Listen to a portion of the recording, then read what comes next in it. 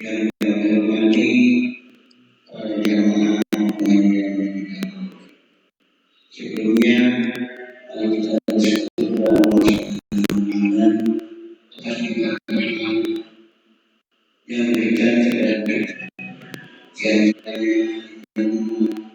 dengan Islam sehingga kita bisa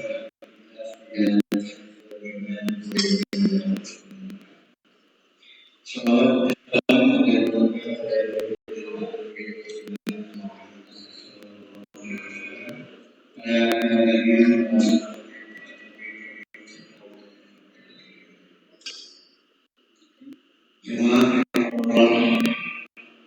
untuk kali ini kajian sebelumnya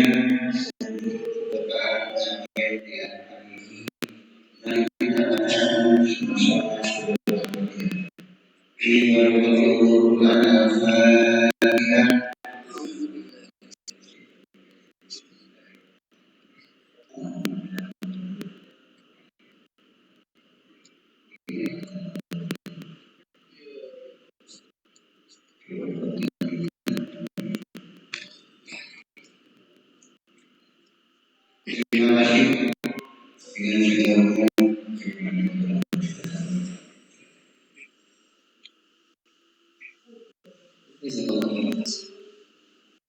Bismillahirrahmanirrahim. Assalamualaikum warahmatullahi wabarakatuh.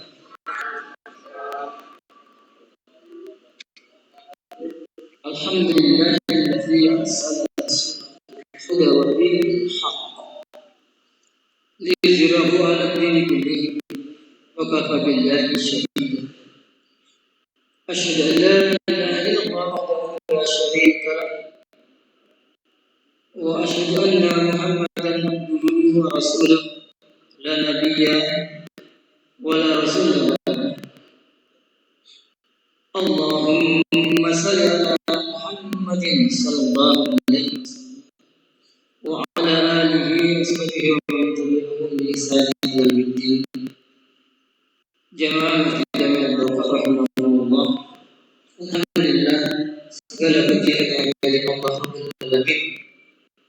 Pagi hari ini Allah masih memperkenankan kita berusia panjang dalam keadaan sehat walafiat, juga dalam keadaan nikmat iman Islam. Tak lupa salawat serta salam semoga selalu tercurah pada kekasih kita junjungan alam Nabi besar Muhammad sallallahu alaihi wasallam, kepada seluruh keluarganya, sahabatnya dan pengikutnya hingga akhir zaman.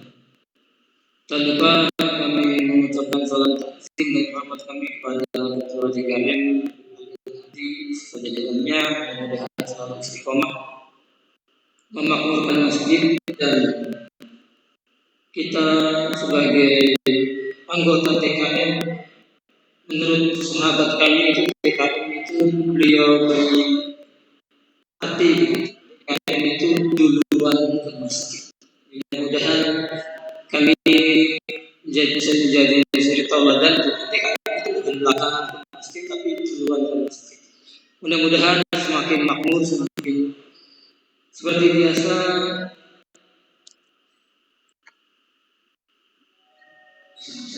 Pagi hari ini kita lanjutkan kajiannya, yaitu ngopi pagi hari ini, yaitu ngobrol perkara Islam. Tanpa terasa hari ini kita sudah memasuki tanggal 15 Sya'ban yang dikenal juga pada umumnya nisfu Sya'ban. Berarti kurang lebih 15 hari atau 14 hari, karena tanggalan di dalam Islam itu 29. Apabila terhalang awan, kata Rasulullah SAW, maka digenapkan bulan Sya'ban menjadi 30 hari. Mudah-mudahan doa kita yang kita panjatkan dari bulan Rajab dan Sya'ban dan kita ingin disampaikan di bulan suci Ramadan, seperti yang dawam diucapkan, Allahumma barik lana fi Rajab wa Sa'ban wa balighna Ramadan. Berkahi kami di bulan Rajab dan Sa'ban, dan sampaikanlah kami pada bulan suci Ramadan. Mudah-mudahan kita semua bisa, karena beberapa hari ini masjid bunyi terus, dan tadi pagi juga sudah bunyi lagi. Banyak saudara-saudara kita yang tahun lalu berpuasa bersama kita, tahun ini sudah dipanggil oleh Allah Subhanahu wa taala. Mudah-mudahan beliau-beliau dipanggil itu dalam keadaan husnul khatimah, pahalanya diterima oleh Allah Subhanahu wa taala, dan dosa-dosanya diampuni oleh hadirin wa kulli niyatin salihah. Al-Fatihah.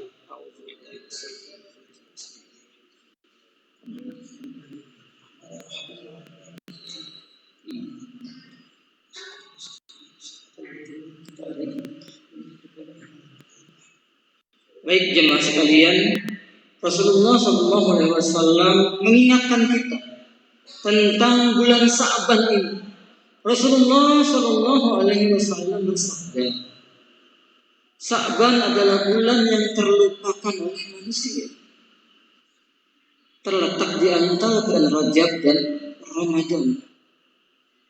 Ia adalah bulan yang di dalamnya amal perbuatan akan diangkat, dilaporkan ke sisi Rabbul Alamin, Allah Subhanahu wa taala.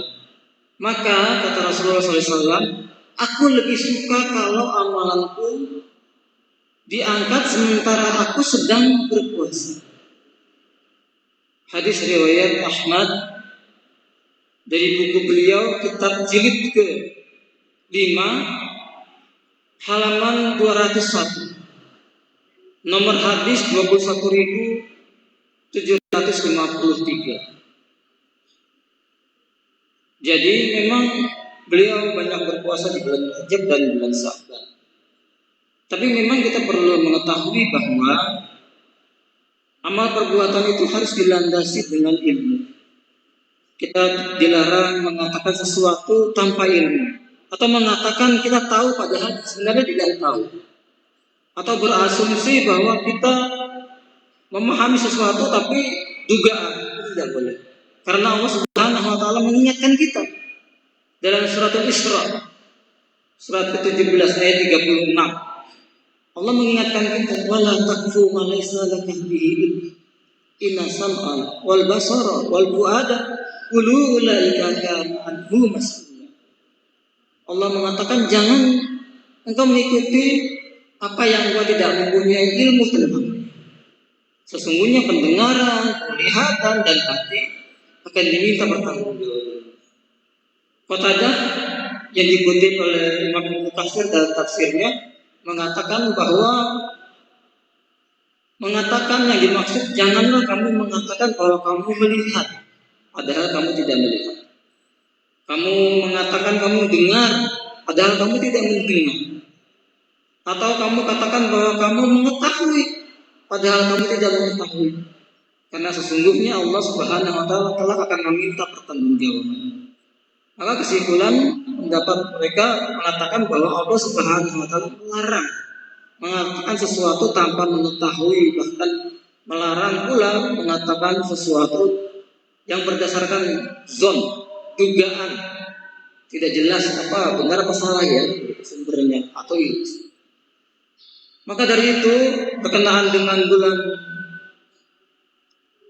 Sa'ban ini, Rasulullah SAW mengingatkan kita, melarang mendahulukan satu hari atau 2 hari sebelum Ramadan. Hadis yang dituturkan, disampaikan, didengar oleh Abu Hurairah radhiyallahu anhu berkata bahwa Nabi Muhammad SAW bersabda, janganlah seseorang di antara kalian mendahulukan Ramadan dengan puasa sehari atau 2 hari, kecuali memang biasa berpuasa di hari yang diragukan, di hari Sabtu lah boleh. Tapi kalau sudah terbiasa maka berpuasa. Maka bagi yang belum terbiasa puasa dari awal Sya'ban, setelah melewati 15 Sya'ban ini ya dilarang begitu. Kecuali yang biasa Senin Kamis atau puasa Daud sehari puasa, sehari tidak, sehari puasa, sehari tidak. Itu dibolehkan, bahkan sehari sebelum Ramadan pun masih dilanjutkan boleh. Karena dawam dia. Seperti itu. Nah, maka definisi kita mau ingin mengetahui apa sih puasa itu? Puasa, saum atau siang, pengertian menurut etimologis atau bahasa, menurut bahasa Arab adalah al-imsak.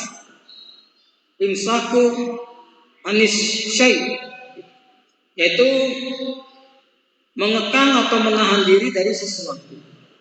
Sesuatu apa? Misalnya menahan diri dari makan, minum, bercampur dengan istri di siang hari, begitu. Berbicara yang tidak bermanfaat dan sebagainya. Itu bimakna bahasa. Tapi bimakna istilah syarak hukum Islam, saum itu adalah menahan diri dari segala sesuatu yang membatalkan puasa. Dari terbit fajar sampai tenggelam matahari, disertai dengan niat dan salah satu. Jadi saum di mana bahasa itu imsak. Tapi kalau kita di negeri ini, kalau sekarang itu subuh jam 4:41, 10 menit sebelum itu biasanya diteriakkan imsak gitu kan. Padahal dari kita fikih, dari fikih yang tebal sampai yang paling tipis, saum itu tidak imsak. Kalau imsak gimana? Masih boleh makan. Gitu kan? Padahal imsak itu sudah tidak begitu. Jadi harusnya imsak itu diletakkan di waktu subuh. 10 menit sebelum subuh itu tanbih, pengingat. Sebentar lagi akan dikumandangkan sholat subuh, azan subuh. Maka secepatnya kan begitu.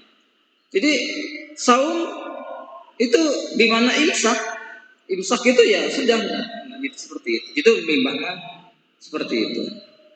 Maka Rasulullah SAW mengingatkan kita keagungan besarnya pahala puasa itu tak ternilai. Kalau puasa, kalau amalan sedekah itu 10 dilipat ganda, seperti nanam satu benih tumbuh satu pohon 7 ranting 700. Atau minimal kalau berbuat baik itu 10 kali lipat. Di sini Rasulullah SAW menyampaikan setiap amal anak Adam dilipat gandakan. Satu kebaikan menjadi 10 kali lipat atau 700 kali. Allah Azza wa Jalla berfirman, ini diskusi, kecuali saum. Saum itu untukku, kan gitu. Wa ana azibi, dan aku yang akan membalasnya.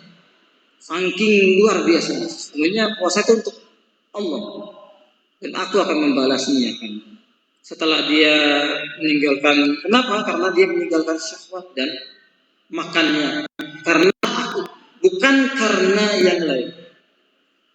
Dan kita juga mengetahui bahwa kewajiban saum itu Allah maktubkan di Quran surat Al-Baqarah ayat 183 yang nanti akan sering dibacakan dari kita kecil. A'udzubillahi minasyaitonirrajim.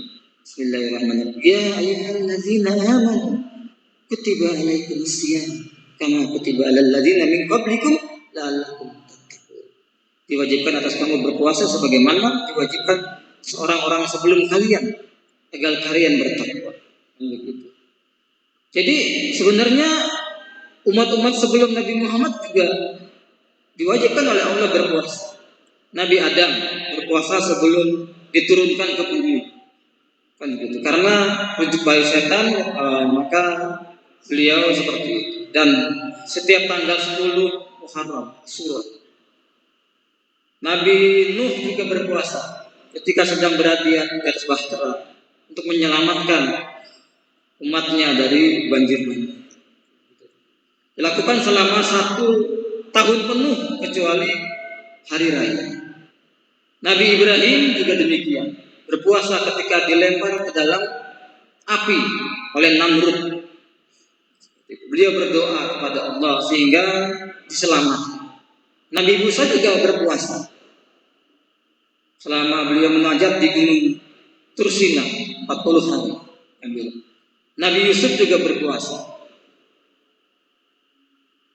Nabi Yunus berpuasa di dalam perut ikan nun, lebih tepatnya ikan nun. Kalau beliau tidak memohon ampun, kata Allah itu, maka itu jadi kuburan sampai yaumul qiyamah di dalam perutnya ikan nun. Nabi Ayub juga berpuasa. Beliau dikenal, kehidupan beliau sangat sederhana. Puasa bagi Nabi Ayub adalah sarana untuk mendekatkan diri kepada Allah. Seperti itu. Dan yang paling terkenal adalah Nabi Daud. Puasanya maka puasa tertinggi, sehari puasa, sehari tidak, sehari puasa, sehari tidak, luar biasa. Begitu. Dan tidak boleh juga tadi dilarang kita puasa 5 hari, yaitu 2 hari Id, Idul Fitri dan Idul Adha, ditambah 3 hari tasrik setelah penyembelihan kurban tanggal 10, ditambah 11, 12, 13. Itu tidak dibolehkan, haram. Maksudnya apa sih? Kalau dikerjakan itu kita tidak dapat pahala, tapi dapat dosanya besar. Kenapa sih puasa itu diwajibkan? Ada tayangan menarik yang mudah-mudahan bisa menggugah kita seperti ini.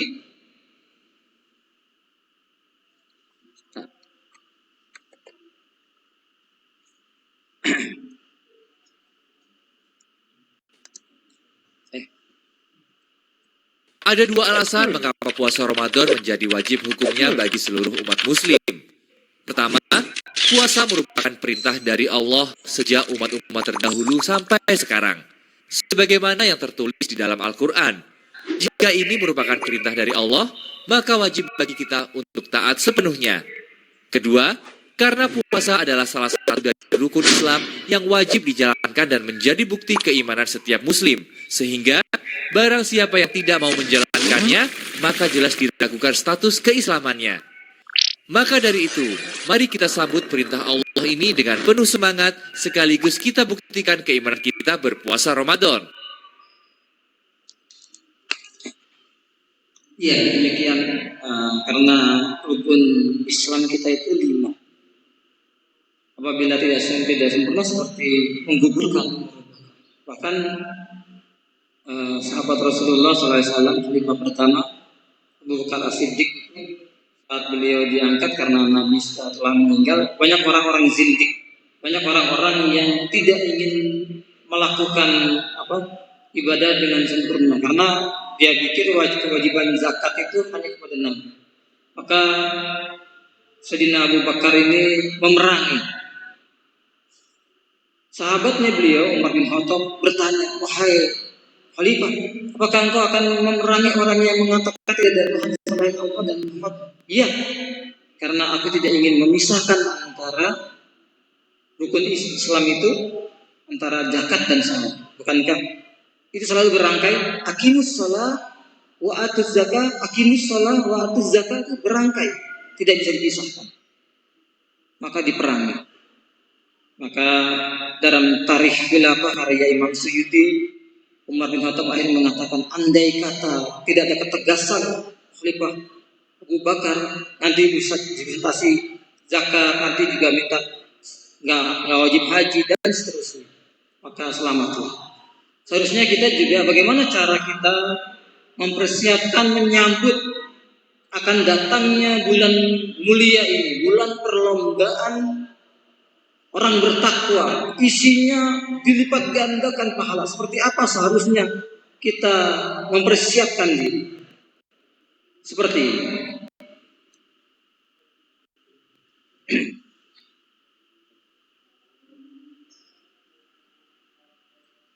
Ini yang dirahmati oleh Allah Subhanahu wa Ta'ala.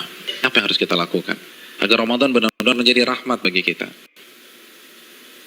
Lakukan pemanasan. Hadirin, di beberapa ayat di dalam Al-Quranul Karim, Allah Subhanahu wa Ta'ala menyatakan bahwa ibadah itu perlombaan. Fastabikul khairat, maka berlomba-lombalah dalam mengerjakan kebajikan atau ibadah. Al-Baqarah 148 misalnya. Hadirin, kalau ibadah satuannya itu adalah perlombaan, bagaimana dengan musim ibadah yang bernama Ramadan? Bagaimana dengan sebuah bulan yang isinya adalah ibadah dan berbagai macam varian ibadah ada di sana. Maka tidak heran sebagian orang mengatakan bahwa Ramadan itu ibarat olimpiadenya ahli takwa. Simpel aja deh. Ada tidak seorang atlet mengikuti olimpiade tanpa TC, tanpa pemanasan, tanpa stretching, tanpa warming up, lalu dia mendapatkan medali emas? Nggak ada. Misalnya cabang olahraga dia akan diperlombakan atau akan dipertandingkan misalnya 17 Juni atau 16 Juni. Jadi dari hari ini kerjanya makan, tidur, makan, tidur, makan, tidur, makan, tidur, makan, tidur. 16 datang ke stadion, berlomba, juara. Nggak ada cerita. Nggak ada. Kalah. Padahal kita tahu bersama bahwa olimpiade itu hanya bisa diikuti oleh atlet-atlet papan atas dunia. Hadirin suka olahraga apa? Tenis. Kalau misalnya besok kita datang ke komite olimpiade daftar ikut tenis, kira-kira diterima nggak? Nggak diterima. Karena ini hanya khusus pemain-pemain papan atas. Sekarang kita tanya deh diri kita, Ramadan depan mata kita. Kira-kira kita ahli tahajud papan atas bukan? Kita ahli Quran papan atas bukan? Kita ahli puasa papan atas bukan? Kita ahli infak dan sedekah papan atas bukan? Kalau bukan, lalu kita masuk Ramadan begitu saja tanpa ada pemanasan? Jangan bermimpi bisa mendapatkan medali takwa dari Allah Subhanahu wa taala. Harus pemanasan. Dan hari-hari ini penentuannya. Karena Ramadan seperti ibarat lari maraton. Kalau misalnya masuk ke line startnya, nggak ada stretching, nggak ada jogging, nggak ada melenturkan otot, kira-kira sampai garis finish nggak dapat. Di kilometer kedua keram kita udah. Nggak bisa. Ramadan, kita diminta berada di level atas bukan 1-2 hari, tapi 30 hari, sebulan. Nggak mudah hadirin, nggak mudah. Dan grafik diminta naik dari hari pertama ke hari terakhir, kita nggak boleh menurunkan tempo. Bahkan harus naik, dan klimaksnya adalah 10 hari terakhir. Itu berat. Kalau kita nggak ada persiapan sama sekali, kita nggak ada pemanasan, main masuk begitu aja. Simpel deh, kita punya mobil canggih nih, kita punya S-Class. 3 bulan nggak pernah dipanasin apalagi dipakai. Tiba-tiba hari ini starter injak gas, kira-kira jalan nggak? Nggak jalan. Dan begitu juga kita udah lama nggak baca Al-Quran. Jangankan baca, musafnya kita lupa ada di mana. Di mana musaf gue ya? Kan suka gitu tuh. Lalu satu Ramadan baca 3 juz, nggak mungkin bisa. Kalau bisa hari kedua resign lah orang kayak gitu. Nggak bisa, kayaknya gue nggak bisa nih, nggak ada bakat. Bukan nggak ada bakat, tapi Anda tidak ada pemanasan. Kalau kita bandingkan dengan ulama sudah terlambat. Para ulama dari Sya'ban, Al-Imam Al-Mulai, salah satu ulama besar, itu begitu masuk 1 Sya'ban, libur. Tokonya ditutup 2 bulan, buka lagi Syawal. Sibuk apa? Sibuk pemanasan. Masuk TC, baca Al-Quran, tingkatkan tempo Qiyamul Lail, perbanyak puasa Ramadan. Makanya nggak heran, para ulama terdahulu 3 hari khatam, 3 hari khatam, 3 hari khatam, 3 hari khatam. Utsman sehari khatam, sehari khatam, sehari khatam. Karena pemanasan, nggak bisa begitu aja. Harus ada pemanasan. Paling nggak kita nggak kaget ketika 1 Ramadan. Bisa, tantangan Ramadan itu besar. Dan semakin ke puncak, semakin besar tantangannya. Karena kan bukan hanya Allah aja yang kasih promo. Mall kasih promo. Barang-barang branded kasih promo. Semua kasih promo. Pecah konsentrasi kita. Belum lagi acara Ramadan itu padat. Belum bukber. Bukber teman-teman SMP kita ketemunya di mana? Ramadan. Terus teman-teman SMA dulu, Ramadan lagi. Lalu kampus dulu, Ramadan. Terus teman-teman BEM, Ramadan. Lalu teman-teman kantor, Ramadan lagi. Kalau kantornya 1, kantornya 5, Ramadan. Jadi bisa isinya tuh bukber semua tuh. Iya, isinya bukber. Dan kalau ketemu teman SMP kan nggak bisa 5-10 menit. Akhirnya tarawih lewat, Isya di rumah, kan gitu kan. Iya. Dan terkadang banyak yang nggak sholat maghrib. Nah itu mainnya halus gitu loh. Hati-hati hadirin sekalian, Ramadan berat. Dan terbukti loh, fenomena tahunan di mayoritas masjid. Jadi setiap lewat malam itu kan selalu mengalami apa? Kemajuan terus kan, safnya maju lagi. Nanti anti klimaksnya sholat subuh pas lebaran, tinggal imam sama si muadzin udah. Yang lain sibuk mudik, ada yang fitting baju lebaran dan seterusnya. Udah lupa, nggak konsentrasi. Hadirin yang dirahmati oleh Allah SWT, pemanasan ini penting. Semua pasti harus pemanasan, nggak ada pemanasan. Jadi terlambat, Anda semangat ibadah 1 Ramadan itu terlambat. Anda harus semangat ibadah dari sekarang. Kalau memang ingin meet and greet kita dengan Ramadan berjalan sukses, kita harus pemanasan dari sekarang. Harus pemanasan. Iya, begitu saudara-saudara sekalian bahwa sudah pertengahan bulan Sya'ban. Mudah-mudahan kita makin rajin, siap menyambut Ini rahmati Allah. Ramadan. Rasulullah Shallallahu Alaihi Wasallam bersabda, ini yang luar biasa kondang. Nanti tiap Ramadan dibaca juga. Man shoma Ramadan imanan wa ihtisaban ghufira lahu ma taqaddama min dhanbi. Gitu. Barang siapa yang berpuasa di bulan suci Ramadan karena iman, bukan karena yang lain, mengharapkan wahtisaban, mengharapkan pahala dari Allah, gitu. Maka ma taqaddama min dhanbi, maka akan dihapuskan dosa-dosanya yang lain, diampuni dosa-dosanya yang lain. Di hadis yang lain, man shoma qoma, man shoma ramadana, man qoma ini. Kalau tadi kan man shoma, saum, man qoma, siapa yang berdiri salat imanan wahtisaban ghufira lahu ma taqaddama min dhanbi. Seperti itu. Tapi pertanyaannya saudara-saudara sekalian, Bapak-bapak, apakah puasa Ramadan dapat menghapus semua dosa-dosa? Dosa zina, dosa korupsi, dosa menyakiti orang, dosa mengambil milik orang, memukul orang, memfitnah orang. Harus diteliti. Maka ada ulama, ada kaidah usul fikih yang dalilu am yabqa fi umumihi malam yarid dalilu tahsis. Dalil yang umum tetap berada pada keumumannya selama tidak ada dalil yang mengkhususkannya.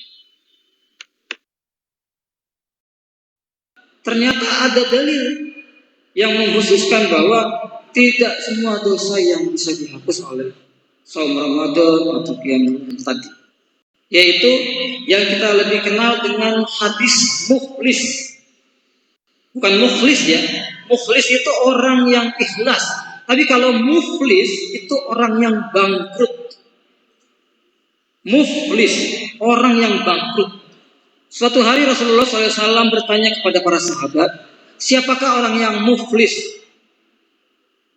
Biasanya sahabat itu tawadu. Sahabat itu sering kita dengar di hadis-hadis, Allah dan Rasulnya lebih mengetahui, kan begitu. Tapi karena sahabat Rasulullah itu ahli dagang, tahu banget bahwa orang yang bangkrut itu dijawab. Para sahabat langsung jawab, bukan Allah dan Rasulnya lebih tahu, tapi karena jago dagang, jago bisnis dijawab. Para sahabat menjawab.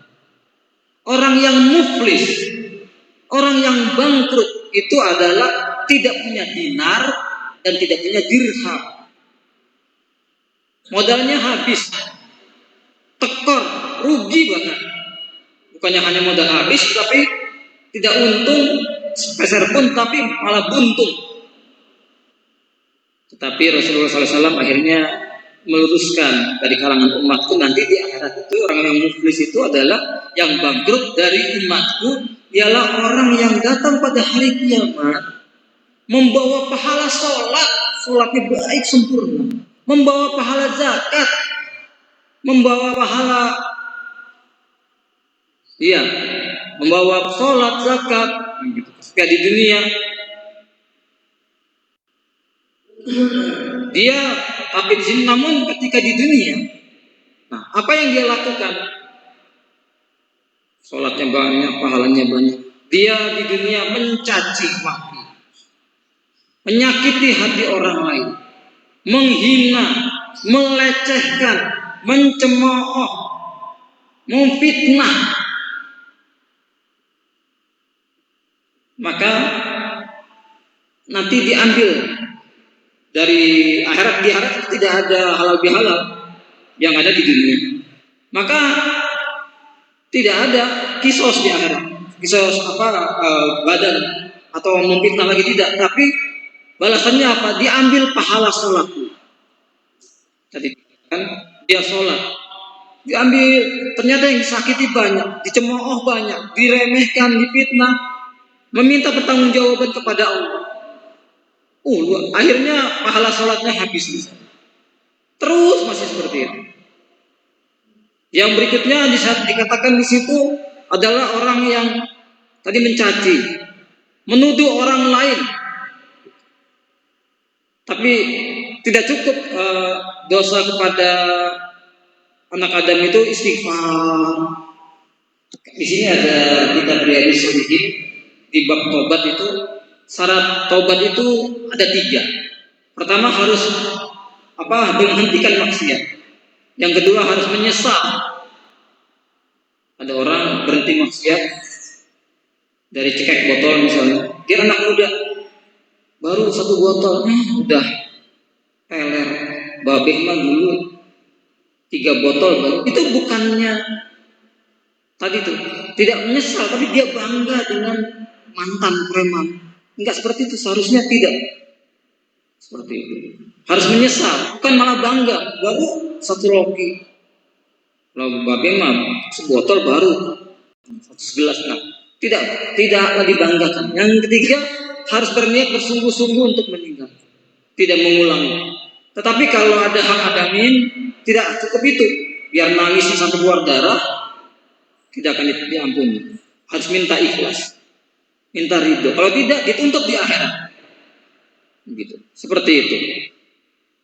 Terus ada orang yang tadi di sini dikatakan mencaci maki, menuduh orang lain, makan harta orang lain.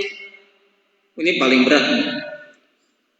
Kalau ada lurah mengambil dana bansos, nanti dia akan dituntut milik harta rakyatnya, RT, RW. Di desa itu berapa banyak? Terus ternyata yang menuntut banyak, pahalanya habis, maka nanti tidak ada balasannya apa sih? Kalau pahalanya sudah habis, maka dosanya yang untuk masih banyak, yang pahalanya nggak mungkin. Dosa orang itu dipindahkan ke orang, ini orang bangkrut, menumpahkan darah, aparat, membunuh saudara kita pejuang Islam, misalnya di kilometer berapa.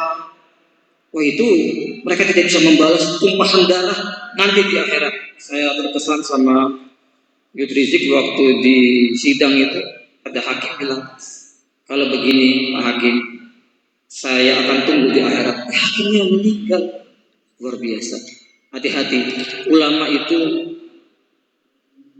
darahnya luar biasa. Maka seperti itulah. Pahalanya habis, tapi dosanya masih ada. Nah, dosa orang lain nggak mungkin. Maka itulah orang yang bangkrut.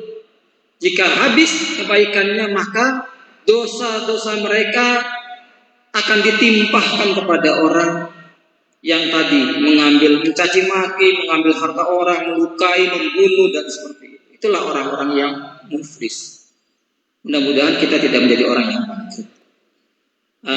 Dan pena Allah itu diangkat 3 orang, yaitu yang belum kena hitop kewajiban puasa, yaitu orang tidur sampai dia bangun, anak kecil sampai ihtilam itu catat, dan orang gila.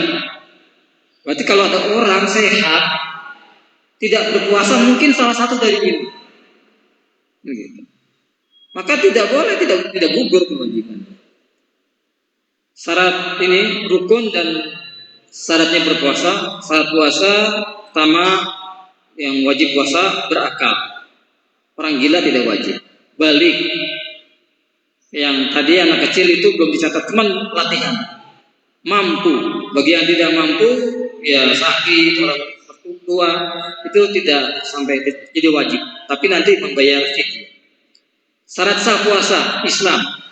Bagaimana orang kafir mau puasa? Ya silakan.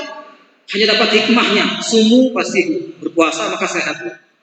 Mumayyiz bisa membedakan mana baik buruk. Suci dari hadas atau nifas seperti itu, yang haid atau tidak wajib buat puasa kan gitu, atau nifas melahirkan, dilaksanakan pada waktu yang dibolehkan. Tidak boleh dilaksanakan di waktu lebaran. tidak boleh dilaksanakan di waktu tasrik. Dan rukun puasa itu harus niat. Kalau puasa sunnah sekarang ini baru mau niat boleh, tapi kalau Ramadan nggak boleh, dari malam tidak dinilai saum Ramadan. Menahan diri dari hal-hal yang membatalkan. Barang siapa yang berniat puasa sejak malam, barang siapa yang tidak berniat di malam hari, maka tidak ada puasa bagi. Hadis Rasulullah SAW di sini beliau sampaikan bahwa dari Hafsah perkataan hukumnya mati. Jadi ya tidak. Kalau ini niatnya bisa diniatkan 1 bulan atau diniatkan di setiap malam. Lebih baik diniatkan setiap malam. Hal-hal yang membatalkan puasa, makan dan minum dengan sengaja. Kalau tidak sengaja, setiap pagi kita sarapan, bangun tidur, nabrak 2 piring, baru ingat, bukannya sengaja ya, itu rezeki. Bersih tubuh di siang hari. Muntah dengan sengaja. Kalau tidak sengaja tidak batal. Kalau dulu waktu kecil saya itu berenang atau nangis batal. Padahal itu tidak batal. Nangis keluar darah. Ya baik, kita lanjutkan sedikit ya Pak. Hilang ingatan, gila dan yang lain. Ini juga jangan sampai kita berpuasa tapi hanya mendapat haus dan lapar saja. 3 tadi yang membatalkan puasa, sekarang yang membatalkan pahala puasa. Kita serasa berpuasa, tetapi nilainya tidak ada. Bohong, berdusta, lagun, ngomong sia-sia, bahkan ngomong jorok, bermaksiat kan. Bohong, ghibah, adu domba, sumpah palsu, memandang dengan syahwat. Nanti di akhirat orang yang tidak ada uzur tapi tidak berpuasa, ini yang disaksikan Rasulullah SAW saat Isra Mi'raj. Mulut mereka robek, mengeluarkan darah lendir yang sangat bau. Mereka adalah orang yang berbuka membatalkan puasa sebelum tiba waktunya. Nauzubillahi min dzalik. Bagi yang sakit, marid begitu, atau safar, yaitu bagi yang sakit atau tua itu membayar fidyah nanti. Yang ditinggalkan memberikan makan 1 orang. Kalau kita makannya 1 piring itu ada yang 10 ribuan paket hemat. Tapi kalau yang mewah sekali makan 500 ribu ya kali 3. Seperti itu. Dibayarkan setiap hari yang ditinggalkan. Seperti ini. Hukum puasa bagi yang ibu hamil itu disamakan dengan orang yang sakit. Dibayar, dikodok. Ini amalan 10 amalan di bulan suci Ramadan. Puasa, membaca Al-Quran, tarawih, memperbanyak doa, sedekah, umroh, pahalanya besarnya seperti haji. Memperbanyak Lailatul Qadar itu lebih baik dari 1000 bulan.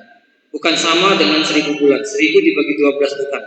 Tetapi khairun min alfi sahri. Dan saum adalah perisai. Bangun sahur itu ada keberkahan, jangan diremehkan. Bangun sahur dan yang lain seperti itu. Ini baik kita percepat doanya, pahalanya. Nah, di surga itu ada pintu babur royan khusus bagi orang yang berpuasa. Demikian Ramadan segera datang. Mari setting jiwa kita, update iman kita, download sabar sebanyak-banyaknya. Sabar itu sabar saya sudah habis. Sabar itu sabar itu tidak ada batasnya sampai kuburan. Delete, buang kebiasaan kotor kita, dosa-dosa kita. Mudah-mudahan kita diampuni, maka posisi kita nanti di akhirat mau surga atau neraka, pilihan kita sekecil zarrah akan dilihat balasannya. Demikian yang bisa kami sampaikan. Kurang lebihnya mohon maaf. Dosa jangan ditambah.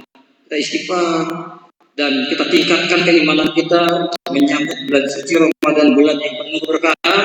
Mudah-mudahan masjid kita sesuai namanya Al-Barakah, penuh keberkahan, makin bisa menyebarkan keberkahan. Nanti kita juga ada tarhib menyambut bulan suci Ramadan, dan alhamdulillah nanti Ustaz Yahya akan memimpin juga sanlat di masjid kita bersama. Demikian, mohon maaf.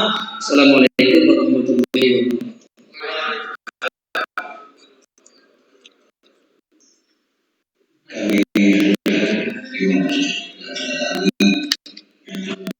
Kami